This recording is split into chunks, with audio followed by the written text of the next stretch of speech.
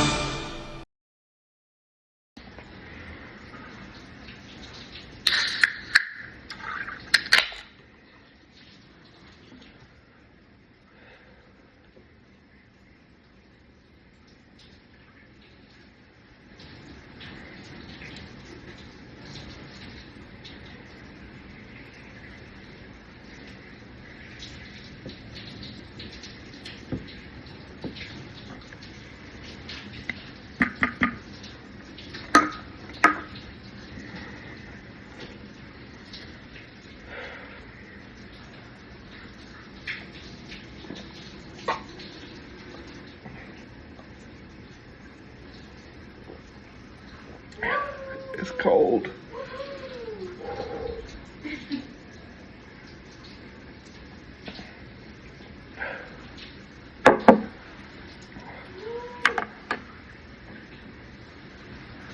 You did it.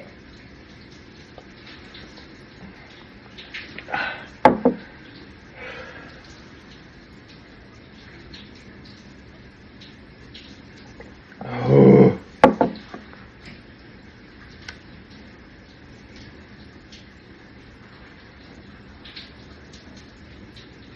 You still got that? Oh, I thought you were done. You can do it.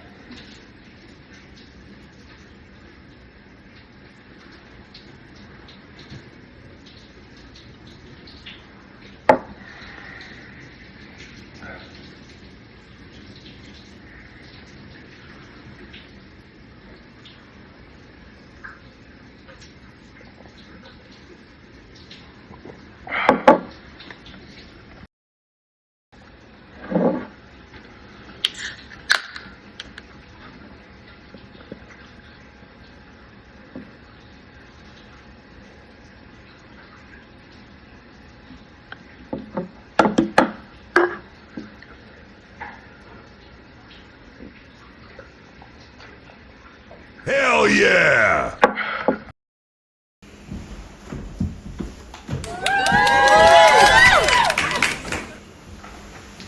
Gentlemen, welcome. To the Vibe Report. Actually, welcome to week 1.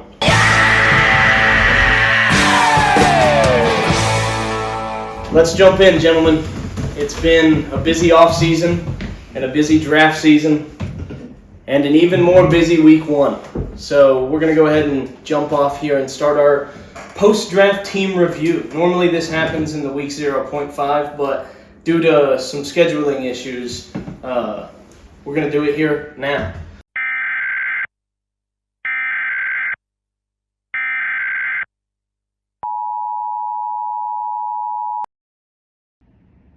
BMT headquarters here. Sorry I couldn't make the podcast this weekend, gentlemen.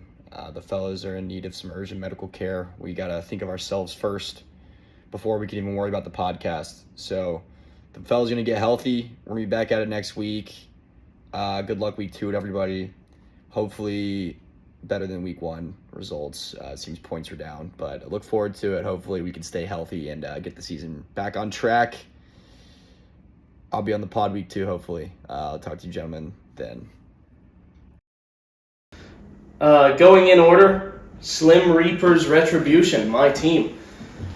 Let's take a look. As you know, we kept the team name because we have Devontae Smith. But leading off the team at quarterback is Justin Herbert. Got him late. Unfortunately, took him from Sam. Aside from that, we've got Devon Achane, and we've kind of got a hole at RB2. ETN slotting in there for now because he looks like the guy. But receiver, we got Puka Nacua, T. Higgins, Mike Evans, Devontae Smith, and then Michael Pittman at wide receiver 5. I think it's one of the best receiving cores in the league, in my opinion. Unfortunately, they didn't entirely show it in week 1. But Travis Kelce, I think, is going to bounce back. He is older, but he's off that engagement hype. I think he's going to have a good season. And then we've got some guys hanging around the bench. Al wants Trey Benson. C.J. Stroud looks like a bust. But yeah, that's me. Yeah, two quick things for me on here. Justin Herbert's looking like a great pick. He's been able to air it out his whole career, but now it seems like the team's letting him. And we saw Travis Kelce. He already sacrificed a wide receiver to football gods for the rest of the season, so I'm sure he'll pan out to be just fine. And the first relevant actual football trade of the season happened. I was not really that big into ETN this season, but they've shipped off Tank Bigsby to the Eagles, so ETN looking like a really solid running back too, where you weren't really sure if he was going to split time or what was going to happen there. Moving forward, on to Team 2, She Jackson Till I Blue. Henry, do you want to take the lead on this one and give us the overview? So Wyatt, picking at the 2 spot this year, was really hopeful that Jamar Chase was going to fall, that Tal was going to take a running back in the first overall pick. Surprises everybody a little bit with the CeeDee Lamb pick, and then follows up with Lamar and Kyron in the next 2 rounds. 2 very solid picks. Lamar looked great in his first week. Kenneth Walker as his RB2 should be good. We did see Sharp took a few more snaps than he has in the years past.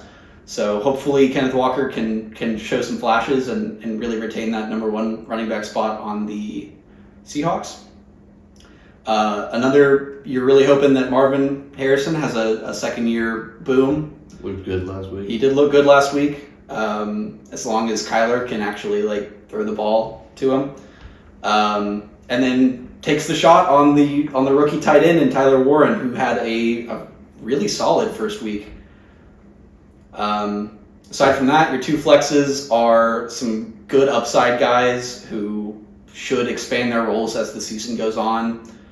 And bench is looking all right. I like Pop Douglas. I like that you took Zach Charbonnet as the handcuff for Kenneth Walker, because as we know, he will miss a few weeks. Overall, I like the team. Yeah, I think it's a solid roster, and we'll get into how it performed in week 1. Good team. Good team name, agreed. It definitely looks to be a strong roster after the draft and after week 1. He's gone very heavy into backups, rostering 3 backup running backs, 5 in total, and then also rostering 6 receivers. Doesn't have a backup quarterback or tight end. Don't expect anything to happen to Lamar, so not necessary to have one. But when you take the chance on the rookie tight end, it is often something that guys do. Well, they'll take a veteran safety. Somebody like Zach Ertz will pick up a waiver guy who can hang on in the meantime. All right. Moving on. Team number 3, Baby Want Milky. You want to give us the quick rundown on this one? Yeah, it's an interesting team. Kyler Murray put on a good game. I think, probably better than most games he played last year. Alvin Kamara looked Like Alvin Kamara. Jalen Warren, solid. Terry McLaurin, I think that's a good pick, considering he just got an extension, and last year he had a good connection with Jaden Daniels. Jerry Jeudy, I don't know. We'll see.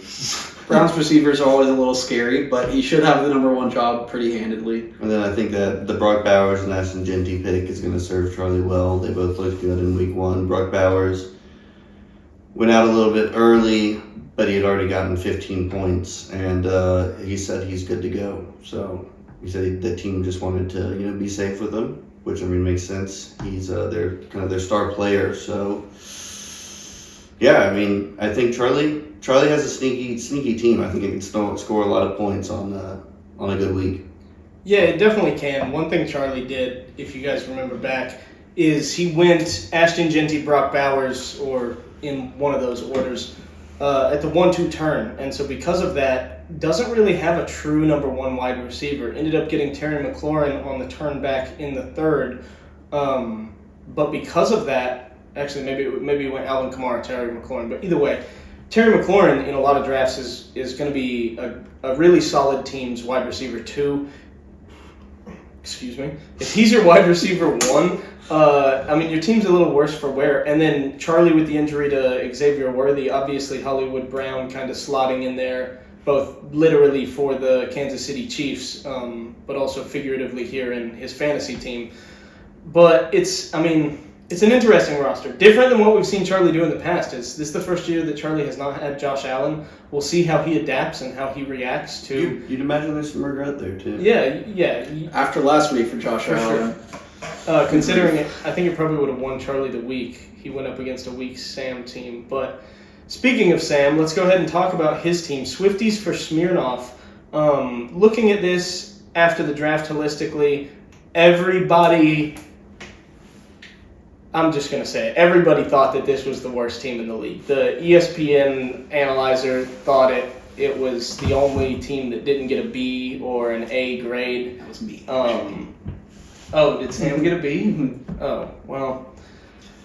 Which is bullshit. Yeah, but sure. I agree. Obviously Sam got the win. We'll get into week 1 in a minute here, but he had a very interesting draft strategy. He loaded up on guys, but I don't really see where they are is the issue. I know what he did. I think he went Nico Collins, Drake London, and then on the turn back went Omarion Hampton, Breece Hall, and then on the turn back went Jordan Addison, and then later got Rashee Rice, or in some order like that. But taking 2 suspended guys really can be damaging, especially early on. Having Rashee Rice out for 6 weeks. A big win for Sam. Yeah. Having Rashee Rice and Jordan Addison out for 6 and 3 weeks respectively means that if you don't win at least half of the games that those players are out for, you have put yourself in like a negative EV scenario where you're now having to win more games than you lose for the rest of the season in order to have a decent chance at making the playoffs. And then not getting quarterback until late and getting Michael Penix is not the greatest. I don't think anybody is going to disagree with me there. And he looked good. He did. He looked good. Yes, he looked slimmer and more athletic last week. But hey, we'll see. Right? Why not? Until he does bad. Yeah. And great snipe with Emeka Egbuka. Great snipe with Ja'Cory Krosky-Merritt. Go Bill. I definitely think that Sam got the pieces in the draft to make up for having guys suspended. And if he can win another week before Jordan Addison gets back, and then at least 3 more games and be at 4 wins before Rashee Rice gets back, he's in the driver's seat, and the team does look good. And then he can afford to trade some of those bonus pieces for a top-tier quarterback to a team who, is kind of like Charlie's team from last year, who has that elite quarterback but doesn't really have the depth to back it up. So there's definitely opportunity around, and he got the week 1 win, which is what matters most. Taking a look at Noah's team, Say Quantum Mechanics, wild-ass team name, but I'm here for it. Noah obviously stacking the Eagles. Henry, you want to... Yeah, 3 Eagles through the first 3 rounds is an interesting strategy. Obviously, we all saw Jalen Hurts balled out. Saquon balled out. A.J. Brown did what can only be described as the opposite of balling out. He did not receive a single look until pretty late in the 4th quarter. I think 100% completion, right? He caught 100% of his targets. Yeah, he did. I saw something today. A.J. Brown He is on pace for 17 receptions, 17 targets, and like 170 yards. Hey, That'd be quite the season. that would be a season of all time. Yes, it would. So Noah takes the shot on rookie Travion Henderson, who, if memory serves, also had a pretty good first week. And targeted another player that I was really interested in Calvin Ridley. Hopefully Cam Ward can kind of dial it in this week. Calvin Ridley got a ton of targets, but they played the Broncos and Pat Surtain, so that was not going to be good from the get-go.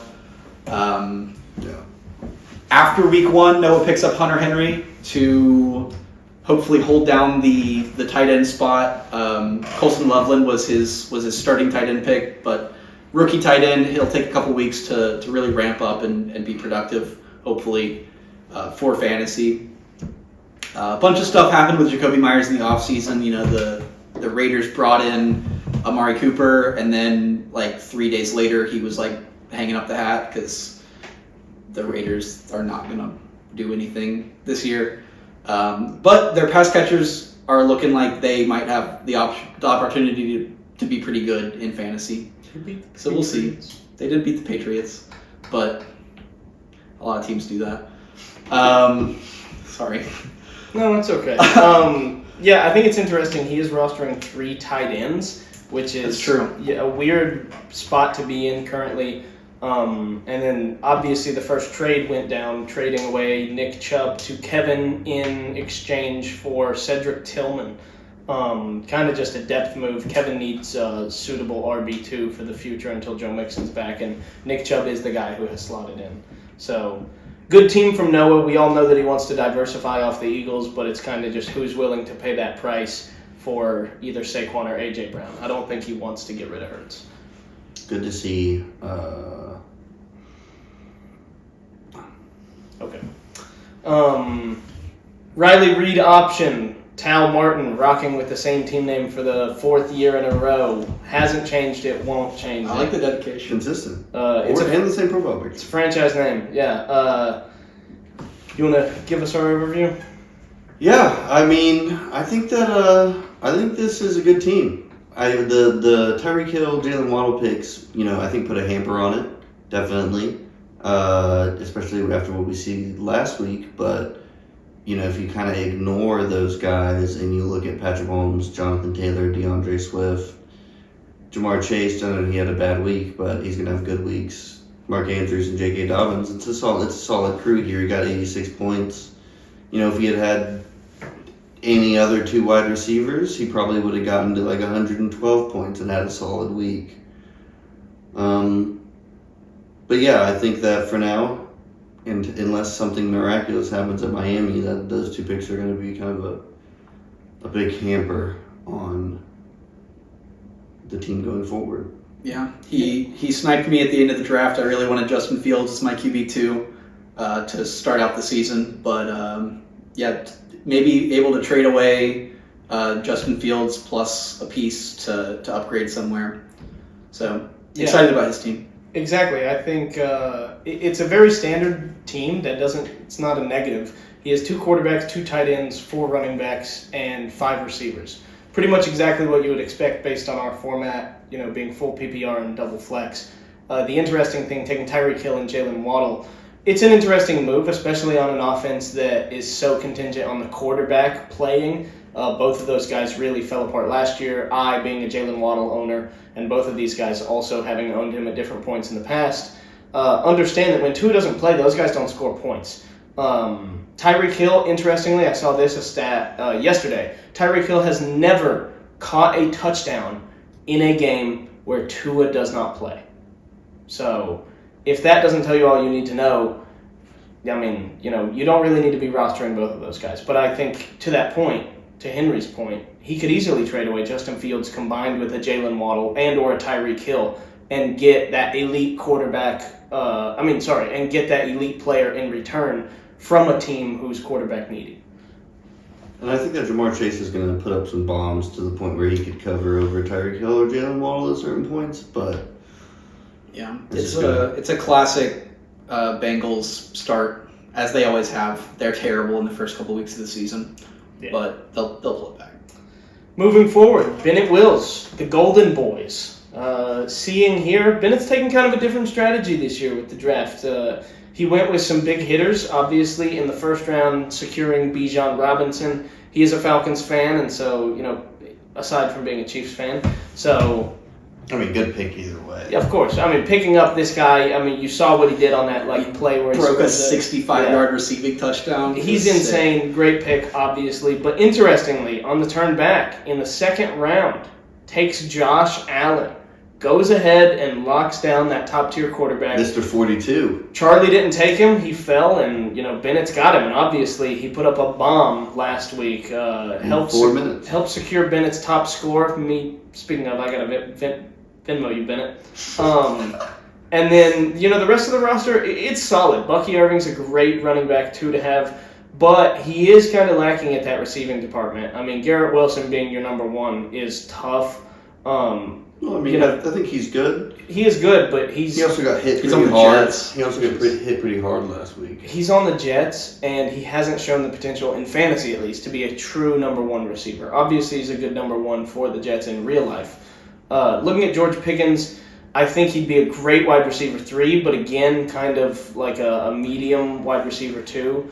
Hopefully Matthew Golden can turn out to be something solid. Yes, Keon Coleman as well. The Josh Allen to Keon Coleman stack could, pay extreme dividends this year. And in 3 weeks, I could be eating my words. It went crazy. I mean, the two of them put up, 69 points combined last week. Yeah, that is nice. So maybe Keon Coleman takes a step forward this year in Buffalo and really looks like a number one receiver. So I like Bennett's team. I'm scared to play him. Agreed. And Quinshon Judkins is taking the field this week. Yeah, he signed. So we'll see how that goes. Who did he sign to? The Browns. He got drafted by them. Moving on. Henry Stevenson's team, Pernicious D. You want to go ahead and give us the rundown on your own team, sir? I would love to. Started off the draft with the safest pick in the first round, Amon-Ra St. Brown, who put up a absolutely whopping 9 points in the first week. Broke my heart, but life goes on. Round 2, I'm really excited about Josh Jacobs this year. I think that he's going to maintain his bell cow status in Green Bay. And then I was super, super excited to have Trey McBride fall to me in the 3rd round. He had a stinker of week 1, but I believe... It looks like he's back. Typical. The touchdown regression is coming in a very positive manner, I believe. Maybe not last week. No, not last week. But excited to have Dak as my QB1. Things might have been a little different last week if they didn't get so many PI calls in the end zone, and we could throw in a couple touchdowns instead of having somebody punch it in for 1 yard. Tony Pollard RB2. It's going to be very safe at least for the first 4 weeks until Tajay Spears comes back, and then maybe Jordan Mason will take over a little bit in the Vikings backfield, but we'll see. Yeah, it kind of seems like he was going to be getting a majority of the hard kind of running drives, and that. What's the other guy's name? Aaron Jones. Aaron Jones. He's on my team. I should know that. Aaron Jones is going to be more of a pass option or kind of a late down back. Yeah. Hopefully Jordan Mason's the goal line back. We'll see. DK Metcalf. Good grief. We're going to see. I'm regretting that one a little bit. Catches last week. He did have some good catches, and hopefully he can earn Aaron Rodgers' trust back there. Perfection. DJ Moore scared the crap out of me. More specifically, Caleb Williams scared the crap out of me last week by throwing an absolute hospital ball to DJ Moore in the 4th quarter. But he came back out on the field, so hopefully all's well there. And Debo, I'm confident is gonna pan out this year. He did really great last week. So hopefully we'll see some good things there. I'm excited about my team. Didn't have a great time week 1. And then Tank Bigsby traded to the Eagles, so he's probably not. He's nothing but a waiver fodder. Handcuff back. So if something happens to Saquon, Tank Bigsby's my league winner, but he will be the first person to hit the waivers if I want to make a move. Taking one step down the line, the redemption arc. Yeah. Eli Hasselberg, he is 1-0, but that's not what we're talking about here. No. What we're talking about is the strength of the team. Give us your thoughts. Well, last year I took it off, and it felt wrong. I lost actually 13 games in a row doing it, so I brought him back. Mr. Irrelevant, I picked him when no one else would, similar to draft night in the real life. I am San Francisco. But yeah, I've got Brock Purdy. He is injured right now, so we'll see how that goes. Chase Brown, I'm looking forward to him. He served Al well last year, and I liked what I saw in the first game. James Cook, similarly, he went off last year, 16 touchdowns, got one. Could have gotten two. Could have gotten a big one in last week. But looked good. Happy with him. Devontae Adams coming into form. It looks like maybe him and Matthew Stafford can form a bit of a connection. Zay Flowers, I'm happy. Served me well last week. Definitely can't expect that every week from Zay Flowers, but hopefully he gets 10 a week. Tucker Kraft. Serviceable tight end, same kind of with Dallas Goedert, just kind of like some guys that'll probably get me 8 to 10 to 12 points a week to get, the standard. Justin Jefferson, obviously drafted him in the first round. Excited to have him on my team. Looked a little worrying week one until he caught that touchdown, but I'm sure, JJ McCarthy's first game, I'm sure it'll come around. Then Keenan Allen looked like he was kind of maybe returning to a bit of his old form, shadows of the past with Jay Herbo. I think he got targeted something like 11 times. It was a lot. Yeah, so he might be playing in the flex going forward over Aaron Jones. Just truly PPR move. And then we do have Aaron Jones as kind of like an RB3.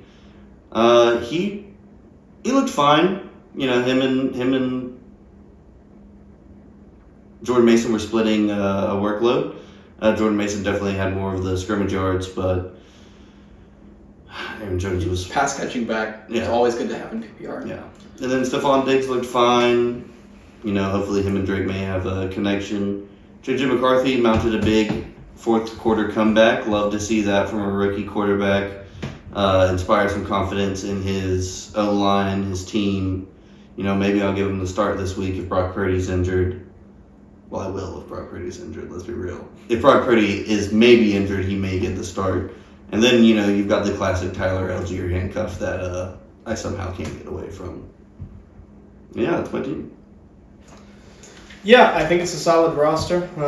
Definitely drafted well. You have backups in the right place. You have strong players. I think you didn't make any insane reaches on guys, and I think you took the best player available at each position. And then got a couple of steals, guys like Keenan Allen. And then, honestly, I would put Stephon Diggs in that category. Compared to where he was getting drafted, I think he could be a very serviceable wide receiver 3. If the Patriots end up having a very good season, maybe he could be a medium wide receiver 2. But for where he's getting drafted, I think it's good value.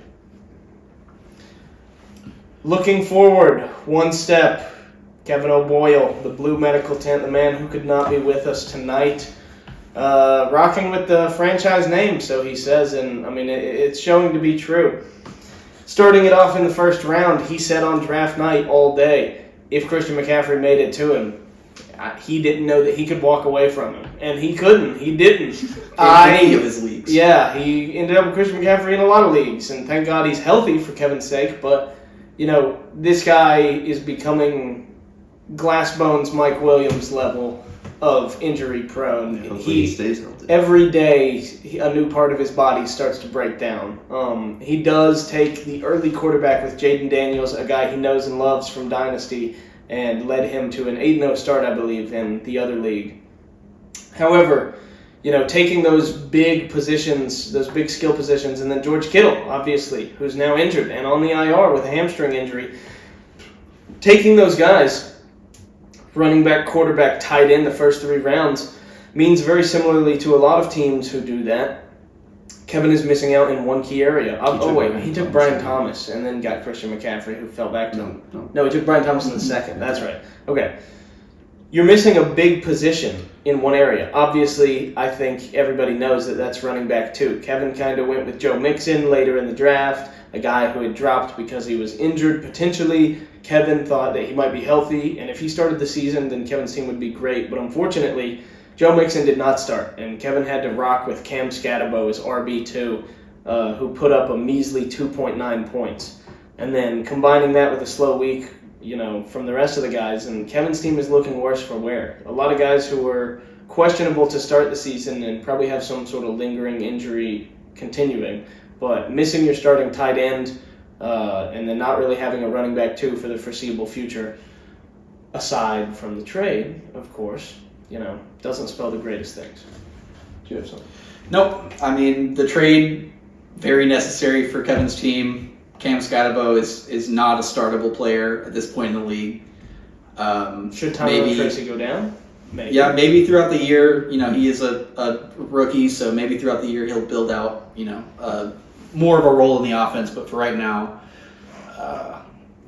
not going to get there for you.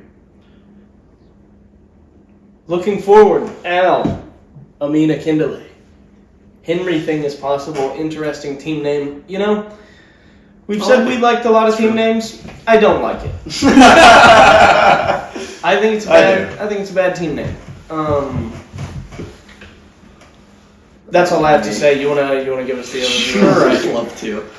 So, let's see. Al starts off the draft with Malik Neighbors, and then takes Derrick Henry right before Sam was going to much to Sam's chagrin. So Al's team, going through Joe Burrow, it's going to do Joe Burrow things. He started off the year slow, as he always does, and then, come week 3, he'll throw for 304 or something. It's going to be crazy. Blow the lid off of somebody in fantasy. So Derrick Henry, as of week 1, no signs of slowing down. You always get a little bit worried. That is with. Oh, I mean, how old is he now? 31? Yeah, so, well past the average age of a running back, but it's Derrick Henry, so he doesn't age. Al takes James Conner as his RB2, is looking like he's going to have a pretty solid year. As long as he can stay healthy. James Conner struggles with that often. Malik Neighbors, pretty pedestrian week 1, but a lot of the top guys had a pretty slow start to the season. So hopefully, as the weeks go on, Malik Neighbors really shows up. He had a ton of targets in the first game, but yeah. So Chris Olave as his wide receiver 2.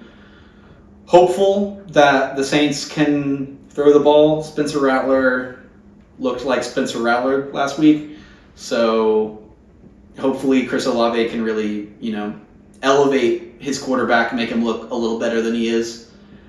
David Njoku as his only tight end rostered, a little bit scary because we did see Fannin, is that his name? Take a real Harold Fannin. Yeah, what a name. Take a real step in the first week. He had 9 targets, 7 receptions. I'm a dynasty owner. So well done. In 2 leagues. So hopefully David Njoku can either take that step back into the limelight in Cleveland or get traded to a contending team, which there are rumors of, but we'll see what happens there.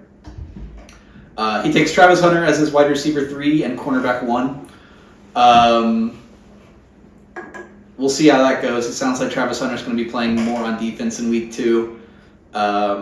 So it's really going to be a test of, does he play on offense enough? He was great in week 1. If memory serves, actually, now that I'm looking at it, does not look like he did that well.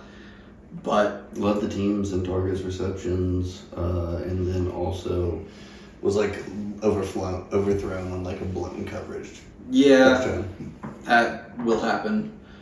Javonte Williams as his final flex player, looking good. Popped off in week 1, which broke my heart because I have Dak.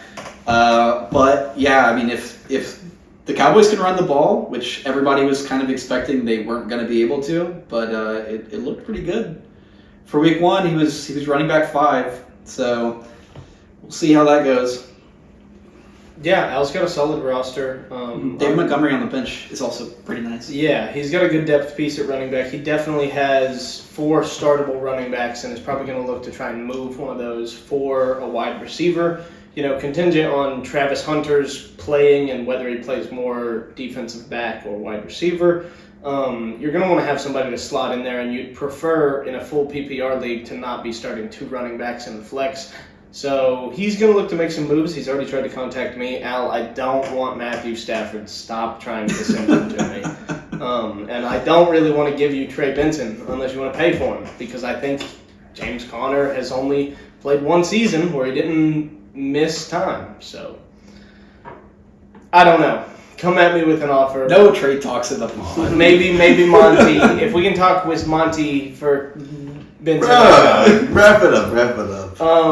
All right, moving on to the last team. We'll wrap this up quickly. Baked with a chub, Alex Reese. Obviously, based on the name, you would assume he has Baker Mayfield, and he does. He got Jahmyr Gibbs, with his first pick. Great pick. Obviously, he's going to be a stud. Kind of a medium week, only 15 points in week 1, but he's going to put up near 20 every week, similar to Bijan and Saquon. RB2, Chuba Hubbard. He's a solid pick. I think he was getting underdrafted, and I definitely thought about it, but I don't know what to think of the Panthers' offense, and despite Bryce Young looking pretty good last year, he looked pretty dog shit in week 1. Back to form. Yeah. Alex also kind of has this thing where he doesn't really have a true wide receiver 1. He has Lad McConkey, JSN. Quentin Johnston, wide receiver 1. You're right. Jason. Lad McConkey, JSN, Cortland Sutton, all of these guys you would love. As a wide receiver, too. They would be phenomenal wide receiver twos. To be fair, through the first week, there are 3 wide receiver 1s on this team. Yes, of course. And we're only through week 1, yeah. So, outliers can happen. I'm just speaking in terms of, I think, season long. Currently, you've got 3 wide receiver 2s on the team. You've got a couple of guys who could take a step up into a similar role, like Juwan Jennings, Khalil Shakir, Rashid Shaheed, who could all be in that wide receiver 2 to 3 range come season end, depending on playtime. But you really need a guy like JSN or Lad McConkey to step up into that true wide receiver 1, somebody who's going to put up 20-plus points a week. Which I think that Jason is potentially that guy, and I think that the Seahawks think he is. They traded away DK Metcalf last year. Last year he started putting up, 15-plus points a week, and then now they traded away DK Metcalf. Seahawks are not going based off who's putting up 15 points in fantasy, mind you. But yes, I understand and I agree, but I just don't know if Sam Darnold is going to produce a wide receiver 1 the same way that Sam Darnold could with Justin Jefferson. Sure. Because I think by far and away, Justin Jefferson is a much more talented receiver. All in all, I think it's a great team. Alex is 1-0, so I don't think there's anything wrong with it. But I was just speaking my mind on, I think he's got 3 wide receiver 2s, and that's usually something that you see when you get a couple of elite positions. You take the early tight end with Hawkinson, you get Jahmyr with your first-round pick, yada, yada. Okay, and with that, we can move forward into our Week 1 matchups, and we'll start to move a little quicker here. Mine, off rip, I played Wyatt, Slim Reaper's Retribution versus C. Jackson Till I Blew. I lost 126.3 to 112. I'm 0-1, and Wyatt is 1-0. Obviously, Lamar Jackson versus Justin Herbert, that was kind of the marquee thing that happened. Yeah, 33 points for each of them. Justin Herbert just edged him out.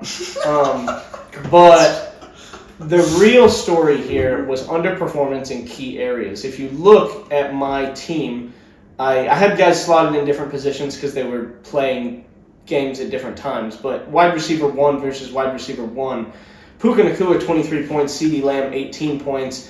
Wide receiver 2, T. Higgins versus Marvin Harrison. Well, Mike Evans is your wide receiver 2.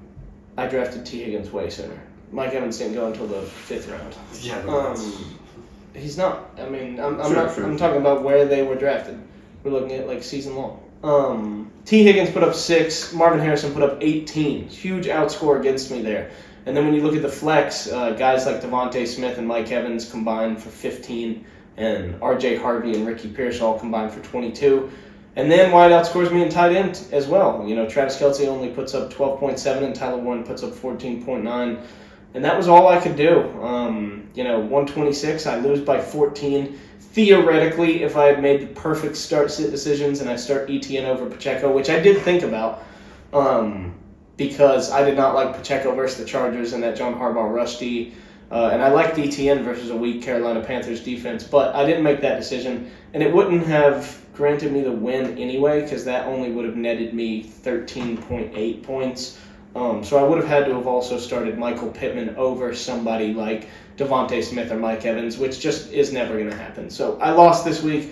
It is what it is. Wyatt's team puts up a good score, gets out to an early 1-0.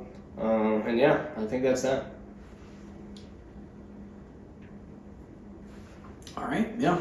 Moving on to the next matchup, Redemption Arc versus Pernicious D. These two guys next to me, the roommate rivalry, Henry versus Eli. Eli wins this one, 130 to 93.8. Eli, why don't you start us off and just give us a quick overview about what you thought of your players, and then Henry can do the same with his. Yeah, we had the Vibe Report clash. And yeah, I thought my team had a solid week. Second highest points scored. And that wasn't with my quarterback dropping 40. Something to think about. But no, I thought, Chase Brown, he could have scored more. There was a couple red zone attempts where they went with somebody else that he easily could have. James Cook looked good. Zay Flowers looked good. They didn't score any points in the fourth quarter. Partially because, Buffalo had to score a bunch in the air real fast. But, on any given week, James Cook could get, some more garbage time points. Devontae Adams, little low. We'll see. We'll see if he gets a start. I might start someone over him. But yeah, good week from the guys. Yep, opposite thing happened for me. I had one player perform at or above their projection, which is never what you want to see in a fantasy game. But Debo had a really nice jet sweep for like 20 yards and the touchdown to kind of make my week look a little better than it was. Trey McBride came out of the gate super hot. He had like 9 points at halftime and then got like two catches in the second half. So hopefully those numbers can come up a little bit. Amon-Ra let me down, but I believe the Lions will figure out what they're doing with their new offensive situation. Yeah, Trey McBride had me sweating. Yeah, I mean, he was looking pretty good, and there was a handoff at the goal line to their running back. What's his name? On the Cardinals. James Conner? James Conner. Who, punched it in. Trey McBride was wide open on the edge. So, a couple things fall a little differently, and my score is, pretty solid. So, I'm excited for some Dak touchdowns. They'll come. I'm sure of it. I think going into the future, team's going to look a little better than it did this first week. Yep, I'm happy that I got to play you week 1, is all I'll say about that. Moving forward, we have Baked with a Chub versus Blue Medical Tent. Alex versus Kevin. Alex gets the dub 120 to 91.6. Alex's team, like we talked about, it's a good team. Baker Mayfield, 28 points. Jahmyr Gibbs, 15. Chuba Hubbard, 18. The fourth highest scorer on the team. Damn. Good week, Alex. JSN puts up 19. Ladd McConkey, 13. Cortland Sutton with 18 in that good game against the Titans. And then Hawkinson underperforms with 4.5, even though a lot of other Vikings players perform well. And then Juwan Jennings, a severe underperformance, 3.6. And Ricky Pearsall, unfortunately on Wyatt's team, scored very well. I wish those could have been flipped in the other direction. Alex puts up a good score here, 120. Anytime you can do that, especially in week 1 when everybody's still kind of figuring out who's their starting players, what players are going to score, you're going to be happy with that. The goal that Kevin and I always said starting out the season, you need to score at least 100, and if you can score over 115, you're going to win a lot of weeks, especially a lot of early weeks. And unfortunately, Kevin couldn't do either of those things. 91 is not really where you want to be. Oh, flagrant. Christian McCaffrey puts up 23, Jaden Daniels with 22, and that's 45 of your 91 points. That's half right there between two positions. And, of course, it is your first and your third-round player. But when you've got Cam Scatterbo putting up 2.9, Cooper Kupp, who you have some incessant love with, 3.5 points, J-Mo with 6.6, and underperformance for B-Rob with 9, all those guys in single digits, it's going to be tough to win a week. George Kittle puts up a good score, although slightly underperforming. Not B-Rob. I was like, Yeah, Brian Thomas, sorry, not B-Rob. George Kittle puts up a slight underperformance in the game where he gets that hamstring injury, and now Kevin's missing him too.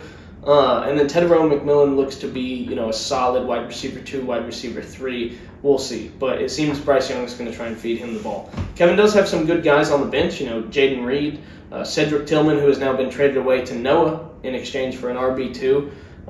But guys like Trey Harris, Justice Hill, and Damian. Yeah. Who did he drop for that? Trey Harris? Yeah. Guys like Justice Hill and Dameon Pierce, I don't know if they are ever going to see the starting lineup, and you may be better off dropping for somebody else. Tough loss here in week 1, but the Blue Medical Tent is going to hope to heal up. That's actually where Kevin went, why he couldn't be with us tonight. He had to make sure that his guys are good and healthy going into week 2. Looking forward, Baby Want Milky versus Swifties for Smirnoff. Baby Want Milky takes the loss here and takes the beer chug, 76 points to Sam's 107.6. Do you want to give us a rundown? Yeah, so Charlie's team, obviously not what you want to see in week 1. Bo Nix had multiple turnovers, if maybe just one interception. But yeah, 4.8 fantasy points from the quarterback is almost never going to get it done. Ashton Genty's first week as an NFL player was honestly not too bad. As they figure out the offense in Las Vegas, you expected that number to come up. Alvin Kamara, like we said earlier, did Alvin Kamara things, caught a bunch of passes, kind of saved his own fantasy week, as he will almost every week. Xavier Worthy gets annihilated by his own teammate, as they like to do in Kansas City, apparently. Terry McLaurin, you really expect him to see more targets than he got last week, especially in such a dominant win. So maybe if there's a more neutral game script going into the future, you'll see some more Terry targets. Especially, Terry's hallmark last year was those long touchdowns. So hopefully you see some more of those. Brock Bowers did exactly what his projection, said he was going to do. He went out early in the game. So, if he plays a full game, he should do even better in the future. Very much looking like the tight end 1 so far, like he was drafted to be. Yeah, I think it was a tough loss for Charlie, a good win for Sam, as we talked about with Sam's team that's kind of leaning heavy on these suspended players and leaning heavily into the Falcons. Good to get a win early while he's got those guys out. And for Charlie's team, I did a little bit of mental math while you were talking, Henry, and he would have won. I hate to talk about it, but doesn't matter who Charlie would have taken in the rest of the rounds. If you swap Ashton Genty for Josh Allen, which is what he was going to do, he was definitely going to take Brock Bowers, Georgia graduate, huge homer. If you don't take Ashton Genty and you swap out Ashton Genty and Bo Nix, that's minus 16 points. Charlie's at 70 plus Josh Allen's 42. Charlie's at 102 and still has any running back that he could have drafted to slot in. So as long as that running back scores more than 5.6, Charlie would have won had he drafted Josh Allen. And I think that's going to eat at him a little bit, especially as we get further into the season. Especially if we keep bringing it up every time. Oh, I plan to. I know. But especially as we get into the season, Charlie's going to run into that issue of having two quarterbacks who are kind of at that back edge of QB1 status, not knowing who to start, something we've seen Noah suffer from multiple times, and it can get tricky. You can see a guy like Kyler Murray put up 22 on the bench when Bo Nix puts up 4.8. Then you start Kyler Murray next week, and he puts up 5, and Bo Nix puts up 35. And when you don't have a guy like Josh Allen, who you know is going to be week in, week out, 40 plus 35 points. Or 8, but, Rarely. He does Really it. rare. He does it a few times every year. Less often as we get further into his career. Maybe. I don't know. Didn't really talk about Sam's team very much. Michael Penis has a great first game, honestly. 26 fantasy points, projected 16. You love to see that. Amarian Hampton is going to get better and better as the year goes on. He looked really good in the first game, Looked like but it was a development pretty pass-heavy scheme, which is out of the norm for the Chargers. Breece Hall, everybody was pretty worried about him, losing his job a little bit, being in a three-way committee. Looks good. He looked great. Nico Collins had the same thing happen to him as Amon-Ra did, just didn't get the ball that often, which was weird, but it's week 1. These offenses are figuring out how to play again. Emeka Egbuka had a great week. First week as an NFL player, he looked awesome. Jerome Ford looked terrible. And also didn't get the ball very often. So maybe, find somebody else to put into that flex 2 spot, and Sam would have had a much better week, especially when Nico Collins does better.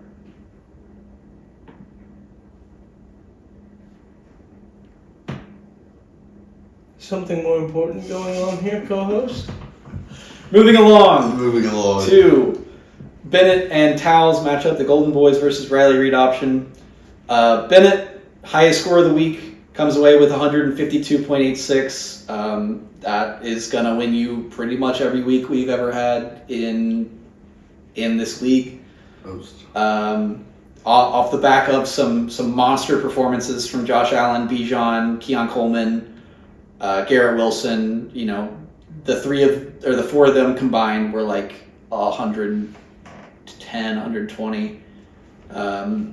So if you have performances like that on your fantasy team, you're going to win the week, and you love to see it. Agreed. I mean, I think Tal's team, we talked about it. It looked like a strong team after the draft, and I think it is still a strong team, but a lot of severe underperformance. DeAndre Swift, Jamar Chase, Tyreek Hill, Mark Andrews, Jalen Waddle, all in single digits. 2 guys on the same team, Tyreek and Jalen, as we talked about previously. But then your top scorers are Mahomes with 28, J.K. Dobbins with 14, and Jonathan Taylor with 13. If everybody else is in single digits, you won't win a week. Mm-hmm. And I think that there will be better weeks ahead, especially for guys like Jamar Chase, Tyreek Hill, and Mark Andrews. But when it comes to the Jalen Waddle injury and with DeAndre Swift, I think that he's a good running back, but Chicago with Caleb Williams seems like they're going to throw the ball a lot. I mean, he got a lot of rush attempts as well. I actually don't understand how Mark Andrews got 1.5 fantasy points in a 40-point game. Yeah, that's what I'm saying. He didn't throw it to tight ends. I guess not.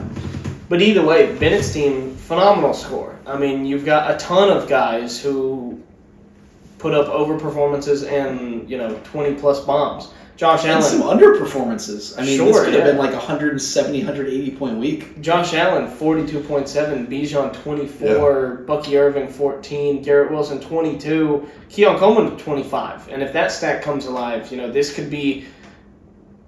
I don't know. I think that this team is definitely weaker than Bennett's first-year team. But with the right moves and a couple of things going the right way, I think that Bennett could get off to a very hot start and be in a hefty lead for the first round bye come week 5, week 6. Yeah. Scary team. Looking at the last matchup of the week, we have Say Quantum Mechanics versus Henry Thing is Possible. Noah takes the loss 88.6 to 103.2. Al gets off to a 1-0 start and gets that black magic going early. Noah's three-way Eagles stack doesn't really serve him. Jalen Hurts 24, Saquon 18, Good. and then A.J. Brown 1.8. You've got 44 points between 3 players, each of them averaging at about 14.5, 15, which is okay. But when your quarterback is included in that and your first and second round pick, it's not really what you need. Travion Henderson does okay with 11 in his first game as a pro. Calvin Ridley, real bad performance, 6.7 against the Broncos, who have a really good secondary.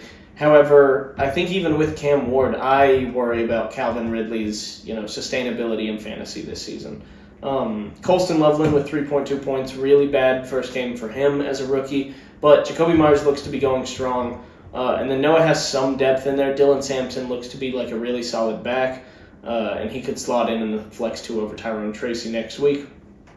As for Al's team, has some underperformances. Joe Burrow with only 10. Travis Hunter with 9.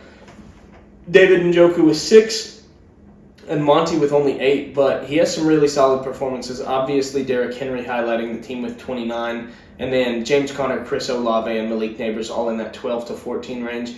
Just enough to put up over 100 points, which, as we've said many times, you score at or above 100 in week 1, you've got a good chance of winning. You score above 115, you're pretty solid chance of winning in week 1 through week 4.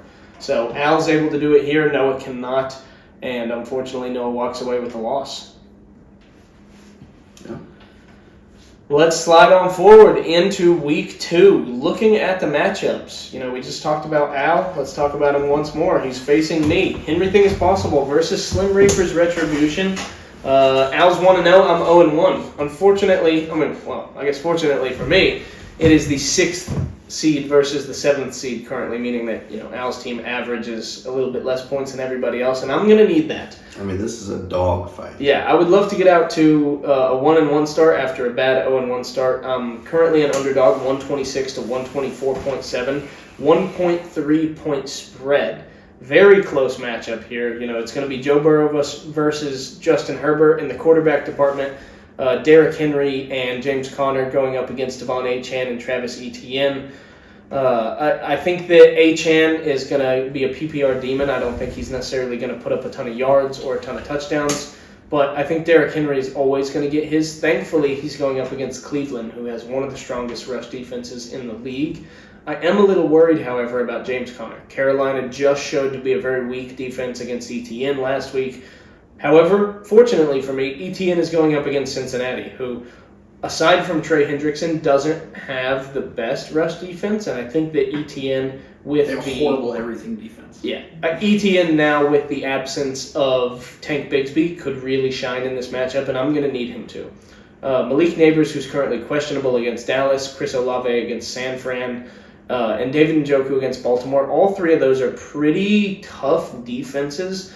And I think I have the advantage in the wide receiver and tight end department this week. Puka Nacua against Tennessee. They just showed to be a pretty weak defense against the Broncos. T. Higgins against Jacksonville.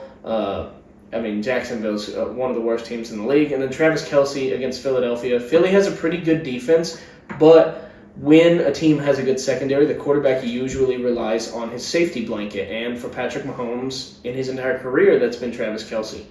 And then when you look at flex, you've got Travis Hunter against Cincinnati, and I think that game could become somewhat of a shootout. That is, if the Jags offense can keep up. And then Javonte Williams against the Giants. And then I have Mike Evans against Houston, who just kind of got... Who'd they play last week? Falcons. The Falcons. Yeah, they kind of got boat raced by the Falcons. Wait, did the Falcons lose that game? Yeah, the Falcons. God, dude, how? I like every time I think the Falcons won that game. Like, who is? Yeah, we accuse them both. Falcons should have boat raced the Texans in that. CJ They didn't Stroud. play the Texans. They played the They played the Bucks. The Bucks. I Mike Evans. talked about. Oh, they're playing Yeah, Houston yeah. this week. They're playing Houston this week. I don't know what I'm talking about. Moral of the story. The Bucks should have boat raced the Falcons. Unfortunately, They did. no. The Falcons They had lost. a chance to tie. Yeah, but the Bucks won. I know, but boat raced means like you blow them out. Yeah. Either way, I think this week against the Texans, who were the Texans playing? That's what I asked. And then I have Mike Evans against Houston, who just kind of got... Who'd they play last week? Falcons. And They- you- Tampa Bay. No, you. No, I said who were the Texans playing? Last Well, at the moment, week. Doesn't matter. I think either way. I think they got beat by the Rams. Yeah, they got beat by the Rams. And Puka Nacua put up 22 points on them. I think Mike Evans can do very similar things. That's what I was getting at. Either way, I misspoke with regards to the Falcons. And then Devontae Smith against Kansas City. They have a pretty good secondary. Trent McDuffie will likely be on A.J. Brown. I'm hoping that leaves Devontae Smith open. I think that I've got a good chance of beating Al here. He's got some pretty tough matchups. and I'm hoping that things go my way. And I think that you have an advantage at quarterback, especially it's in the first couple of weeks, and we know that the Bengals take A couple of weeks to get going. a couple of weeks to pick up Yeah, it's speed. week 3 before they start, dropping, 50. But they gotta Yeah, win. also- They gotta win week 1. Also, in addition to that, I have T. Higgins, meaning that there's a solid chance when Joe Burrow throws a touchdown, it could go to my guy, negating his Yeah. points. No, it's okay. They're all going to Chase Brown. All right, with that, I gotta run. No worries. So, best of luck in week 2, everybody, except for Charlie. Moving forward into our second matchup of week 2, we have Baked with a Chub versus Redemption Arc. It's Alex versus Eli. Currently, Alex is the heavy favorite, 118 to 104. Why don't you? That's because Brock Purdy's projected 0 points. Oh well. Here, there- well, let's make a quick update to the lineup. Go ahead and swap that in. Give a refresh. Let me make sure. I guess he just was ruled out within the last couple of hours. JJ McCarthy, welcome to the squad. All right, we're back. Go ahead and give your team your matchup analysis. All right, so I am projected a slight spread minus 5.5 points, 123.5 to 118 versus Alex. I think this is going to be a good match. Baker Mayfield versus Houston, like they were saying in the last matchup. I'm a little bit scared of what Baker Mayfield might do to the Houston defense, considering the Rams beat them. But their head coach is a defensive-minded coach, so maybe he'll whip the boys into shape. Jahmyr Gibbs versus Chicago. A little bit worried about that too. I think Chase Brown versus Jacksonville, we have a really good chance. JJ McCarthy versus Atlanta should be very good. James Cook versus the Jets, I am looking forward to it. Trevor versus Arizona, I think it could be a great matchup for Alex. Lad McConkey versus Las Vegas. It really depends on what Justin Herbert does and who he throws it to. It seems like he's throwing it to everybody on the team, and more than just Lad McConkey. I mean, Quentin Johnston, Lad McConkey, and Keenan Allen are all pretty solid wide receivers. Quentin Johnston on a good day, but Keenan Allen and Lad McConkey in general. Jason versus Pittsburgh, you would expect a solid showing. TJ Hawkinson versus Atlanta. See, didn't get active very much in the last games. Courtland Sutton versus Indy. Probably expecting a middling game there. Same with Quentin Johnston. You're rostering 2 Chargers receivers, and I'm rostering the other one. So, someone's not going to share the workload between our 3 guys. And then, hopefully I can get some stacked touchdowns with Justin Jefferson. Tucker Kraft might play for me if Dallas Goedert's hurt, and then hopefully Devontae Adams can pick something up. Depending on, Tennessee looked pretty bad, so hopefully there's enough to go around between Puka and him. Yeah, I think it's gonna be a good match. Hopefully it's not close. Sorry, Alex, but if it is, may the best man win. Moving forward into our third matchup of week 2, we have Pernicious D versus Baby Want Milky. Henry and Charlie both 0-1. Currently projected 125.6 to 124.7, a 0.9 projection mismatch. Real dogfight. Taking a look at the top here, we've got 2 good quarterback matchups. Dak Prescott versus the Giants and Kyler Murray versus the Panthers. I think that both of these guys could put up really solid scores this week. And, as I was talking about earlier, Charlie slotting in Kyler Murray over Bo Nix in this week too. Really quick changeup. We'll see if it works out for him. And Bo Nix playing Indy. Interesting. Looking at the running backs, we've got Josh Jacobs and Tony Pollard on Henry's side, and we've got Alvin Kamara and Jalen Warren. Alvin Kamara and Ashton Genty, actually, on Charlie's side. And then looking at the wide receivers, we've got Amon-Ra and DK on Henry's side, and Terry McLaurin and Jerry Judy on Charlie's side. Brown. Yeah, I think in terms of running back, in terms of the starting 1 and 2, I like Charlie's side better. Kamara and Ashton Genty. Kamara is the PPR demon. They are going against San Fran, which means I think there'll be a lot of checkdowns to Kamara. And Ashton Genty's going against the Chargers. They've got a pretty good rush defense, as we saw last week. But Ashton Genty, he looked good against the Patriots, who also have a pretty good rush defense this year. Looking at Henry's side of things, I really like Amon-Ra and DK. Especially looking at the flex 1 and 2, DJ Moore and Debo versus Charlie's Hollywood Brown and essentially Jalen Warren if things are in the right place. I think Henry's got the advantage both at wide receiver and flex. He's got guys that are wide receiver, so they're going to catch more passes than Hollywood Brown. Not Hollywood Brown, Ashton Genty. But at the same time, I think the quality of Henry's receivers compared to Charlie's are better in these positions. Tight end is pretty even. I think Charlie does have the edge if Brock Bowers plays, but he does have that knee injury, and the medical team was so hesitant that they kept him out the rest of the game, so they will likely, think at least about keeping him out in week 2. No, he said he's going to play. Yeah, he said that, but he doesn't get to make the decision. True.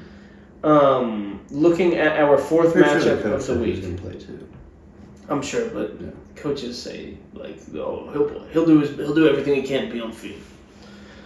Looking at the fourth matchup of the week, we got the Blue Medical Tent 0-1 versus the Golden Boys 1-0. 112.4 underdog Kevin to 118.6 of Bennett. I think here the key details that we need to watch out for, obviously quarterback. We've got Josh Allen versus Jaden Daniels. Kevin owns both of them in Dynasty.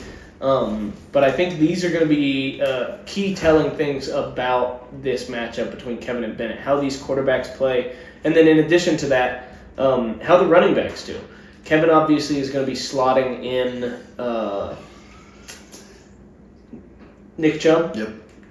Whenever he gets him. Yeah, good to see him back on the field in the starting lineup. And so it'll be Christian McCaffrey and Nick Chubb, two older veterans who are kind of injury prone, versus Bijan and Bucky, two younger guys who have kind of shown that explosiveness. So we'll see if age and wisdom can beat young vibrance, or if it'll be the other way around. And then looking at these wide receiver battles, I do think in this instance Kevin has the edge. Brian Thomas, J-Mo, Tet, and Jaden Reed versus Garrett Wilson, George Pickens, Matthew Golden, and Keon Coleman.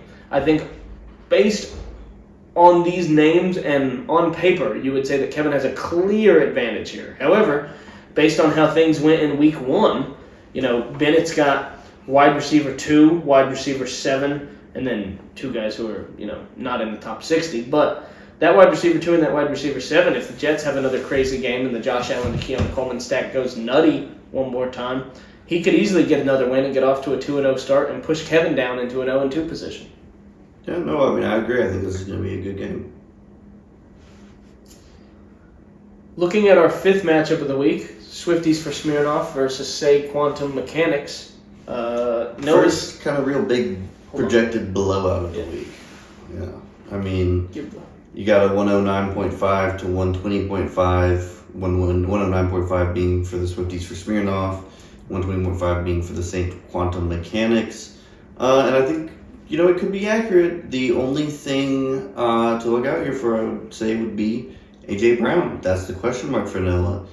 A.J. Brown's projected 15.8. So, if you take a smooth 16 off of 120, Sam beats him by 6 points or something like that. So, 5 points, I guess. So, I think that's really the determining factor for the week. Sam's team looked good last week. Looked like it could put up some points. Can Emeka Egbuka repeat his good showing on week 1? Can Michael Penix repeat his showing on week 1? Is Drake London hurt? I think those are some of the questions for the week. And I really think that on Noah's team, Calvin Ridley's going to have a better game. I would sub out Tyrone Tracy. Him and Cam Scatterbo combined for 7 points total. It just doesn't seem like the New York Giants are really running the ball. And then, like I said before, I think A.J. Brown, that's the question mark. If A.J. Brown's active, that was, I think, a pretty heavy favorite. I agree. And then taking a look at our final matchup of the week, Riley Reed option versus She Jackson Till I Blue. Currently, Tal, who is 0-1, is projected 118 points to Wyatt, who is 1-0, and is projected 125.2. Wyatt's got about 7 points advantage on him right now. And I think the things that we need to pay attention to, first off, are wide receivers. Jamar Chase for Tal, really underperformed last week. Tyreek Hill and Jalen Waddle also severely underperformed, and they're going against the Patriots this week. It is in Miami, and the Dolphins usually play the Patriots well in Miami, but in a game where those two combined for only 15 last week against the Colts, who have a pretty weak defense, I don't know what to expect here. I think that you could see another poor performance from these guys and really put Tal in a bad position, and that's if Jalen Waddle plays. If he doesn't, then you have to slot in somebody like Ramondre Stevenson or Marvin Mims, because it's very unlikely that Darnell Mooney plays as well. Looking over at Wyatt's side of things, Lamar Jackson going against Cleveland, it's a division rival. Usually these things are pretty low scoring. The Ravens just showed that they can put out a ton of points and not necessarily win games at the same time. Kenneth Walker against Pittsburgh, one of the toughest rush defenses in the league. Kyron Williams against Tennessee is a pretty good matchup. And then you've got pretty solid matchups the rest of the way. CD and Marv against New York Giants and the Carolina Panthers, respectively. Tyler Warren against Denver. They really have a tough secondary, but what did we say about when teams face a tough secondary? They usually rely on their safety blanket, and most times that's a tight end. And then looking at Rome Odunze and Ricky Pearsall against the Lions and the Saints. I think in order for the Bears to win this one, they're going to be in a shootout, another division rivalry game. So I think Rome Odunze could get his. And Ricky Pearsall showed out last week against, who did the 49ers play?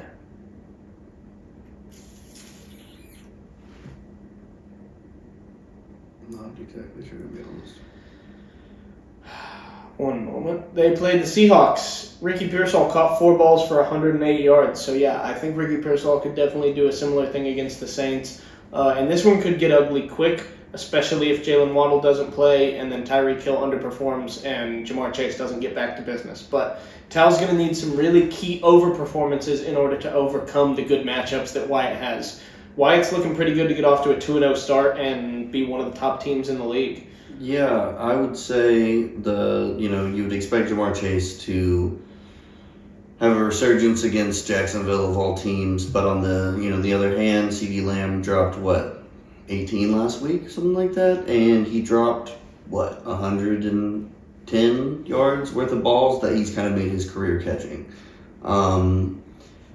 So there could be a difference there. That could be the difference there. I think also Ricky Pearsall, if Brock Purdy doesn't play, who knows? I don't even know who their backup is. Mac Jones. Yeah, I mean, we've seen what he does with the football in the NFL. So, I think Wyatt's definitely a favorite, but there could be some external factors that play a role in this matchup this week. All right, fellas, that'll do it for us here on your Week 0.5 and Week 1 review of Behind the Lines, with Gabe and Kev minus the Kev plus Eli and Henry. No vibe report as we kind of discuss the general vibe of the teams as we're reviewing the draft, but hopefully we'll be back to our regularly scheduled business this coming week. Yeah, good to start 1-0. Get the monkey off my back. I cannot go 0-13 this year, so we can't get any worse than last year. Pleasure.